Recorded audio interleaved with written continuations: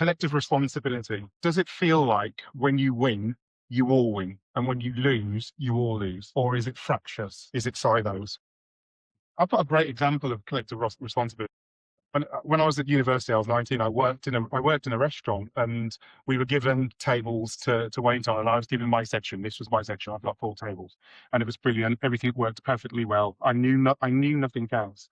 At some point, the new managers come in, say a bunch of things, but I've still got the same tables, which makes me happy because I was earning some good tips, and that really worked. But they told us one thing that has stuck with me to this, and it was this. They said, we just no longer are you just responsible for your own areas.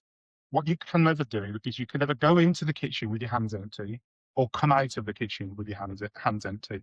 And the saying was full hands in, full hands out. And what that meant was, whilst I had my 4 tables, if there was nothing happening on my tables, and I was to go to the kitchen, I would clear somebody else's table as I went into the kitchen. If I went into the kitchen and there was no food for my tables, guess what I would do? I would take a plate out for somebody else's table.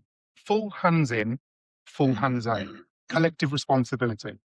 Is that something that you are willing to do? Is that something that happens at the moment? Because if it's not, then you've got to find your own full hands in, full hands out.